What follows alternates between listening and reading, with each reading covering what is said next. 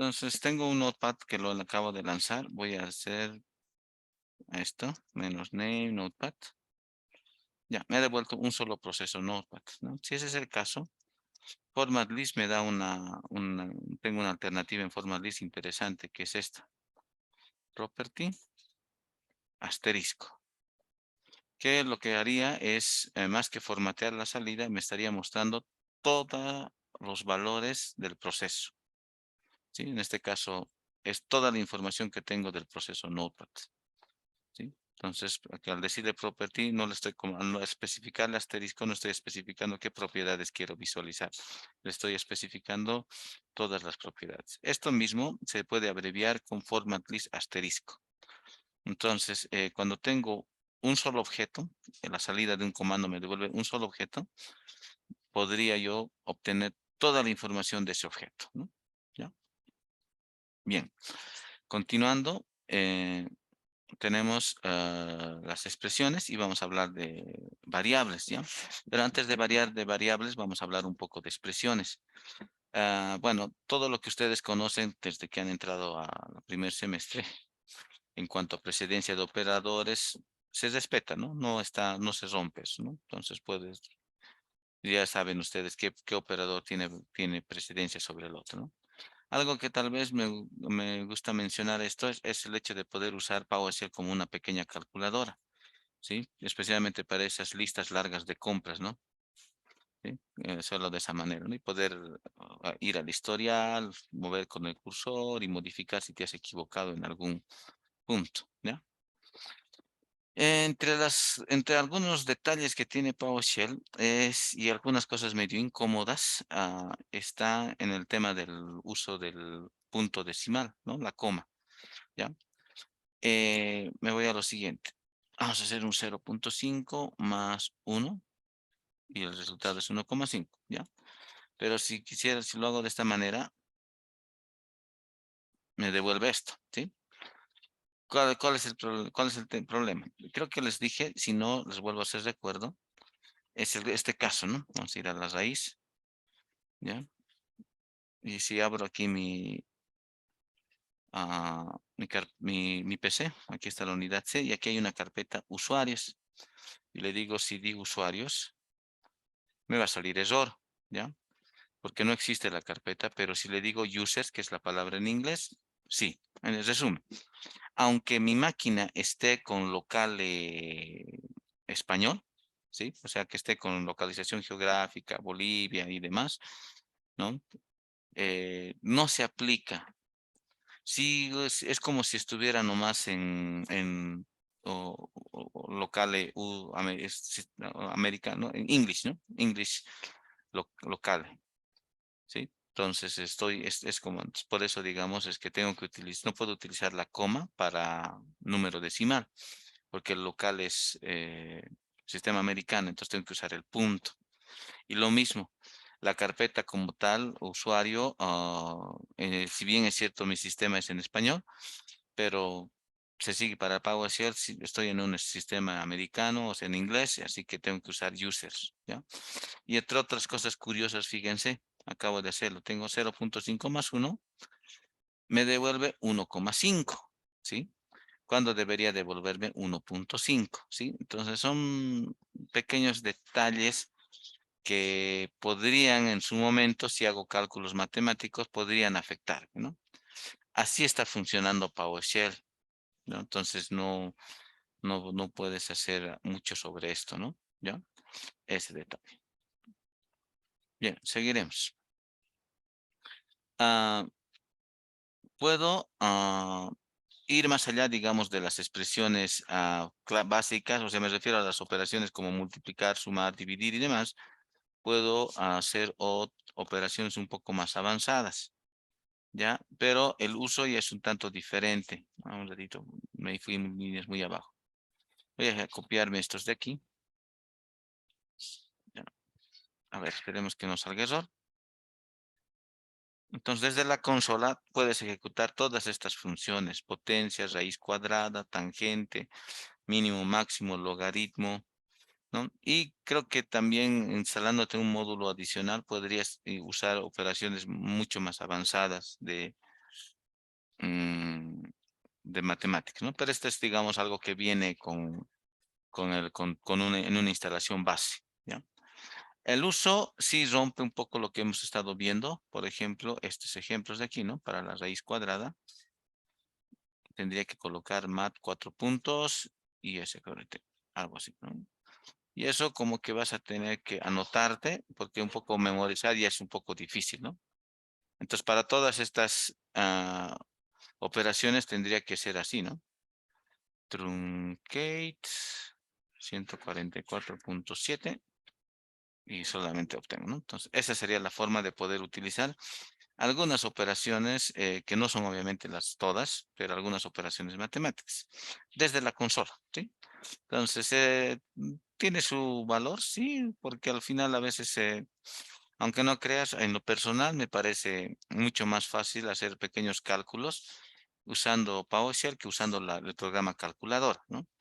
Sí, entonces puedo, por el hecho de volver al historial y de poder ir y corregir si es que en alguno de los ítems de mi lista que estoy calculando me he equivocado al colocar una cifra, ¿no? Ese detalle. Bien, bueno, en todo caso, no he subido esto, hoy día lo voy a subir. Me estoy olvidando también, ya he publicado, no les he mandado mensaje, ya publiqué la clase de la anterior semana, la de hoy lo voy a subir lo antes posible. Voy a subir también el documento. Estoy pendiente de subirles este documento para que los revisen. Ya, continuamos. Ahora sí, nos pondremos a hablar de variables y, bueno, trataremos de cubrir los tres tipos los 4 tipos de variables que existen. Ya. Una no la he enumerado. Una es las variables que voy a definirlas, la otra son las predefinidas, la otra las de entorno, la otra son las variables especiales, ¿ya? Entonces empezaré por las variables definidas por el usuario, que es la que pueden ver en pantalla, ¿ya? Básicamente la regla es utilizar dólar por delante para cualquier variable. Tiene el mismo estilo de PHP. Es decir, que alguno ya ha manejado, bueno, muchos de ustedes ya han hecho PHP para el trabajo. Entonces se acordarán que todas las variables en PHP tienen dólar por delante. Y el mismo estilo de PHP, PowerShell, todas las variables tienen dólar por delante. En esto tengo que reconocer que lo ha hecho mucho más fácil que Bash. Bash, por ejemplo, creo que hay alguien. La parte de atrás, por favor, podrían dejar de hacer ruido. Ya, les decía entonces, todo es por delante, ¿no? A manera de recordar de Bash, aunque creo que ya no hemos podido hacer Bash, ni en esta materia, ni en TCO, ya no ha dado tiempo. En Bash, por ejemplo, si tú quieres asignar una variable, le tienes que asignar sí o sí así, ¿ya? No puedes asignarlo con espacio, es bastante estricto en la sintaxis. Y para ver el valor de una variable tienes que colocar dólar por delante. Así funciona en Bash, ¿ya? Aquí simplemente agarras la variable, le asignas un valor. No es estricto en la sintaxis, puedes asignarlo de esa manera, puedes asignarlo así, ¿no? ¿Sí? O puedes asignarlo al estilo Bash, que es sin espacios, ¿ya? Entonces, esa es la regla en variables. No defines un tipo de dato directamente a un nombre de una variable, dólar por delante, y le asignas un valor. Una misma variable le puedes asignar el valor que tú quieras. Le puedes asignar un hola mundo, le puedes asignar un 1,26, le puedes asignar un 1,5, le puedes asignar incluso el resultado de un comando, ¿ya? Entonces puedes asignar lo que puedes hacer, incluso puedes hacer esto. Sorts, property, name. Entonces, de la lista, ordenado por nombre, lo asignas a la variable B, ¿ya? Entonces, ¿ya? Y la misma variable, ¿no? No es que digamos porque ya tiene un valor, o no le puedo asignar otro valor, no, le puedo asignar el valor que quiera. Sin embargo, ¿sí? Hay un sin embargo aquí. Una vez asignado el valor, una variable, a, el valor a una variable en PowerShell, tiene ya un tipo de dato, ¿sí? Entonces, pues, bueno, si tienes su pantalla, puedes ejecutar rápidamente los que están aquí también. Sí, pueden ejecutar cualquiera de las asignaciones y ejecuten este método. Y aquí empezamos ya a acceder a las propiedades y métodos del objeto. Ya, como es un objeto, y hablamos ya en la anterior clase, que lo que devuelve y el paso de mensajes que hay en un pipe, en un PowerShell, es objeto.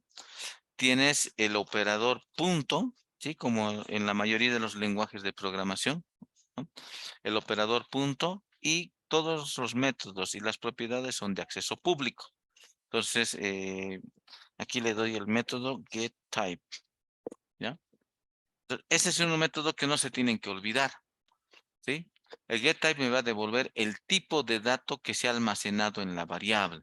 En este caso, yo le he asignado un pipe ls_sort, ¿no? Que al final me va a devolver una lista ordenada de archivos, ordenado por nombre. Entonces, ¿qué tipo de dato me devuelve? Un arreglo de objetos. Si me voy por el otro caso, este de aquí, 1.5, y llamo al método getType, me va a devolver que es un doble, ¿no? Es decir, un número real. Si hago el otro caso, el caso del 1,5,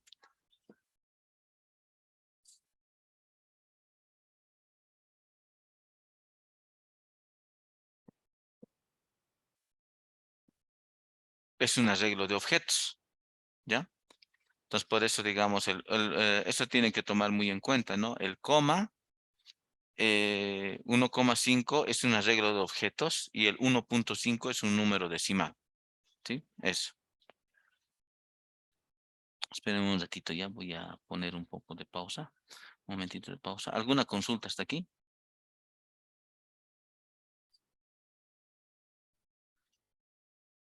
Bien, entonces así podemos seguir viendo, ¿no? ¿Qué más hemos puesto aquí? Hemos colocado un B igual a hola mundo. GetType es un string. Un B igual a 1, a un valor, digamos, numérico, es un entero, ¿no? Entonces, regla simple. Todas las variables dólar por delante. A una variable en PowerShell le asignas cualquier valor. Inclusive le puedes asignar el getHelp, ¿ya? Me refiero al getHelp, getCommand, la ayuda de un comando lo puedes asignar a una variable, no hay problema. Todo soporta. Una vez asignado, esa variable tiene un tipo de dato. Y de alguna forma también si haces operaciones, vas a respetar el tipo de dato, ¿no? ¿Sí? Esa es la regla. Entonces no se olviden de getType. Volveremos otra vez al caso de que asigne una variable el resultado de un comando. ls, por ejemplo. Listo. Ahora, entonces, ¿cómo muestro los valores de una variable? Son tres alternativas que tengo para mostrar los valores de una variable. Una es con writeHost, ¿ya? Pero esto lo voy a utilizar más para tipos de datos como enteros, cadenas, números, ¿no? Enteros, cadenas reales, ¿ya? El otra es writeOutput, que es la que se utiliza cuando la salida es una lista de objetos. Es esta, ¿no? Entonces, fíjense la diferencia del writeHost con el write output, ¿no? Esa es la diferencia. Cuando lo hicimos esto, les dije, ¿no? Ambos parecen iguales porque al final ambos me devuelven una salida en la pantalla, ¿no? La diferencia está de que write output me va a mostrar tal cual visualmente cuando ejecute el comando se despliega, ¿no? ¿Sí? Donde podemos ver la diferencia es igual vamos a asignar, por ejemplo, una variable p igual a getProcess, a ps. Entonces, si le digo write host p, me va a mostrar así. Pero si le digo write output p, me va a mostrar como lo visualizo, ¿no? Al ejecutar el comando. Entonces, son las dos alternativas. Write host, write output, les digo las tres alternativas. Y la tercera es, y la más segura, es solamente colocar la variable y nada más. Entonces, coloco la variable y me muestra la información, ¿no? Si digamos tengo aquí una variable c igual a 12, simplemente coloco c y ya está, nada más, ¿sí? Está claro, ¿no? Ya, seguiremos. Bien, entonces vamos a volver otra vez aquí, p, ¿no? GetType, ¿ya? Y tengo la variable b getType, que es un arreglo de objetos, ¿ya? Si el caso es arreglo de objetos o un ArrayList, que es el otro tipo de datos que son similares, puedo entonces, bueno, desde el punto de vista que conocemos muchos, sería un vector, ¿ya? Y si es un vector, puedo acceder a sus posiciones, ¿ya? Y además tengo una propiedad que es el count, ¿no? Entonces, cuando se trata de ArrayList o arreglo, el count me va a decir la cantidad de elementos que tiene el arreglo, ¿ya? Eso quiere decir que yo puedo acceder al B en la posición count -1, esa es la última posición.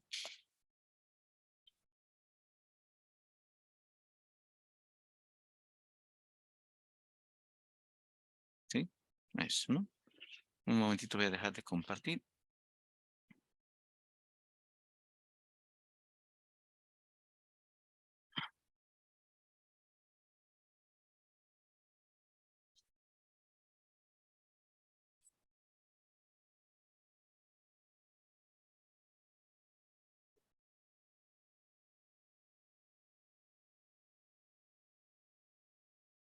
Pueden ver mi pantalla, ¿no? He vuelto a compartir. Ya, sí, sí, me salió el mensaje de que sí. Ok, gracias. Bien, entonces puedo ir accediendo, ¿no? Elemento por elemento a la posición 0, la posición 1, ¿no? Y lo mismo con el P, ¿no?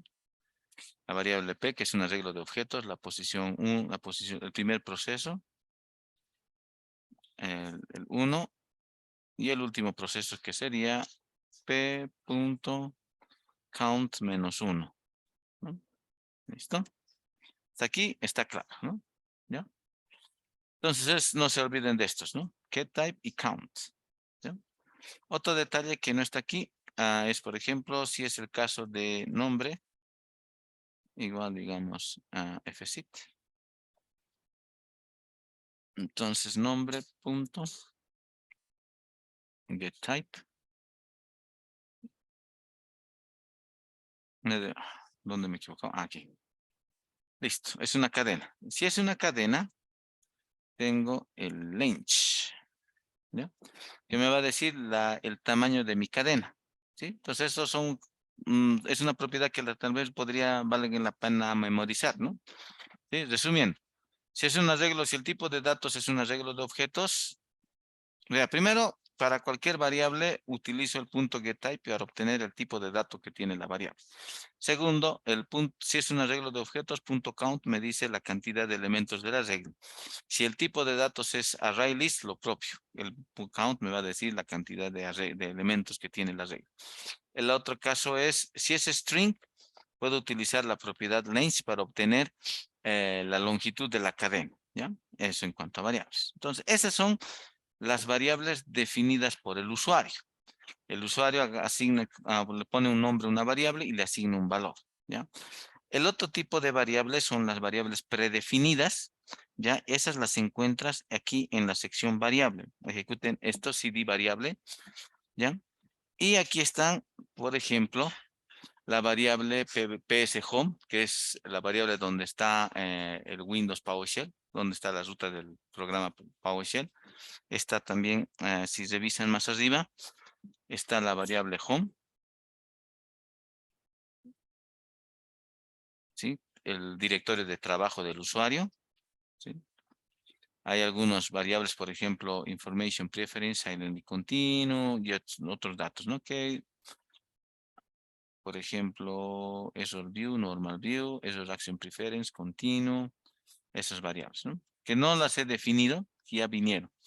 Pero además están las variables que he ido creando en la sesión. Por ejemplo, aquí está mi variable B, mi variable C y pues seguramente aquí está mi variable nombre más aquí abajo, más abajo.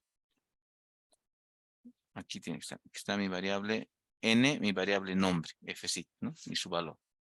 ¿Ya? Entonces, en esta sección variable están todas las variables que predefinidas como el home, el directorio de trabajo, variables relacionadas a la forma de manejar en cuanto al error. Por ejemplo, en PowerShell, cuando ocurre un error, podrías incluso ocultar el error.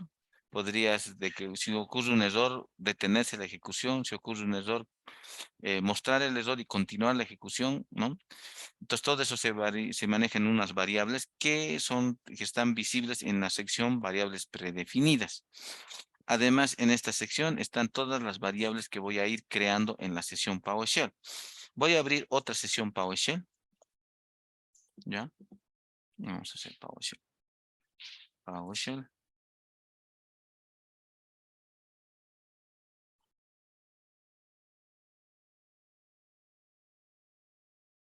Aquí voy a ir a la sección variable, dos puntos. Las variables van a seguir siendo la misma, el PC Home, el Home y demás, pero fíjense, aquí ya no está mi variable B, ni mi variable C, ninguna de mis variables. ¿Ya? ¿Eso qué significa?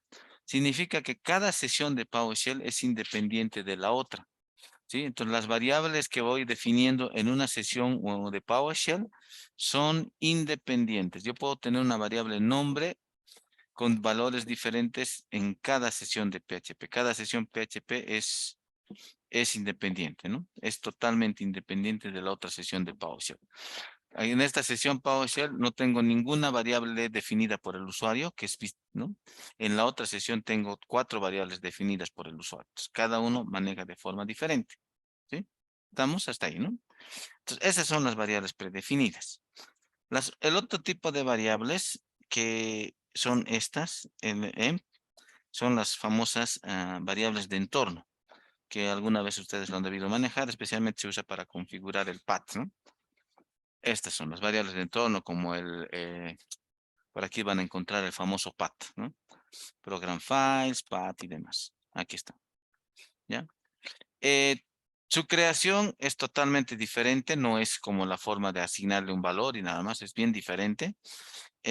Por ahora no voy a mostrarlo, está en el documento, líneas abajo, la parte de modificación y creación de variables de entorno, ¿no? Hay una seccioncita he puesto.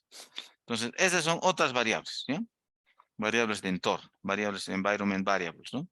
Que además desde UI tiene una opcioncita para acceder y crear, ¿no? Las variables de entorno, ¿ya? ¿Sí? ¿Hasta aquí alguna duda? ¿Está todo claro?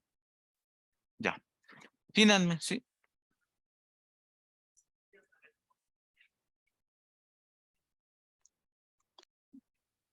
Ah, ya. Tendrías que hacer esto, pues, a ver.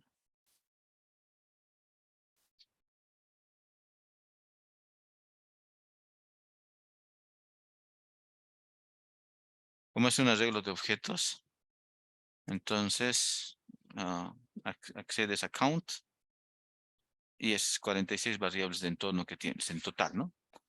Sí, lo mismo en el otro caso de variables. ¿Cuántas variables? Ahora, el que sí, aquí definir, separar cuáles son mis variables y cuáles son las predefinidas, eso sí no tienes cómo, ¿no? Aunque tal vez puede que haya alguna propiedad que te pueda diferenciar, pero ya se examinan un poquito. No, la pregunta del compañero era cómo puedo saber cuántos variables de entorno tengo y básicamente es el ls, asignarle una variable, acceder a la propiedad count y ahí me dice la cantidad, porque el tipo de dato es un arreglo de objetos, ¿no? Bueno, para terminar, ya, tal vez algunos del grupo uno se han unido, unos 10 minutitos esperaremos, por favor que lleguen sus otros compañeros. Ah, Vamos a hablar de las variables especiales, ¿ya? Que son dos las variables especiales, la variable error y la variable dólar underscore, ¿ya? La variable especial error contiene todos los mensajes de error que se generan en una sesión PHP. Digo, perdón, una sesión PowerShell, mil disculpas, ¿sí? Entonces, simple, como la forma más simple de mostrar, dijimos, ¿no? De el contenido de una variable, solamente colocar la variable. Aquí está, ¿no? Entonces, todos los errores que se han generado. Hago un get type y me dice que es un array list. Entonces, tengo un count y me dice la cantidad de errores que he generado, ¿sí? Y en este otro lado, me fijo aquí, no, este es el count, esta sesión. A ver, error.count. Sí, aquí es 1, ¿ya? Tengo un error. Y aquí tengo, ¿no? Entonces, ya, creo que tengo muchas variables, muchas ventanas. Ya. Cerraré unas. Ya. Bien, entonces aquí me dice la cantidad de errores que tengo, ¿no? Error.count. Listo. Sí, tengo un método que es clear, que lo que hace es limpiarme, ¿no? Dejarlo en vacío, ¿no? Ir a otra ventana y aquí cuánto tengo, count, ya, ya. Vamos a equivocarnos deliberadamente, no existe. Y voy a hacer un CD, esto, y vamos a hacer un CD TMP 4 que no existe, ¿ya? Y vamos a ir a la variable error. Al ser, digamos, una array list, puedo acceder posición por posición. Ya voy a copiar aquí CP, no existe, a D dos puntos, listo. ¿Ya? Entonces me fijo en los errores que he generado, error.count, total 4 errores. Y aquí esta variable tiene un detalle interesante. La posición 0 siempre va a estar el último error que he generado. Y en la posición última, que sería en este caso error.count -1, va a estar el primer error que he generado. ¿Ya? ¿Ya? Entonces, que bueno, en esto ya tenía un error que he generado anteriormente, que es ese, ¿no? Entonces, mientras la sesión no la cierre, la variable error va a guardar todos los errores que se han generado durante la sesión. Eso implica no solamente ejecución de comandos, sino también scripts, que al final por debajo están ejecutando comandos, ¿sí? Entonces, cada vez que yo genere un error, la posición 0 siempre va a contener el primer error que he generado, ¿sí? Por ejemplo, voy a hacer aquí un move algo hace 2 puntos, ¿sí? Me voy a la posición error, posición 0, justamente, no se encuentra la ruta de sexo, C 2 puntos algo, ¿no? ¿Sí? Por eso, digamos, ay, lo voy a arruinar esto. Por eso tiene también de alguna forma el rótulo de variable especial, ¿no? Tiene ese comportamiento. Entonces, la posición 0, la variable error, va a tener siempre el primer error generado y la última posición tiene el primer, al revés. La posición 0 siempre va a contener el último error que se ha generado en una sesión PowerShell, ¿ya? Algo que les decía a sus compañeros que se puede usar para hacer un tipo try catch es ya haciendo scripting, haciendo un limpiado de la variable, ¿no? Ejecutar una operación y preguntar, ¿no? Por el count. Si el count es mayor a 0, se ha generado un error, ¿no? Y si ese fuera el caso, puedo mostrar el error, ¿no? Vamos a hacer aquí error getMember, ¿ya? Entonces, esto es lo que tengo. Entonces, puedo decirle error punto, a ver, exception, ¿sí? Eso es, ¿no? Acceder. Category info.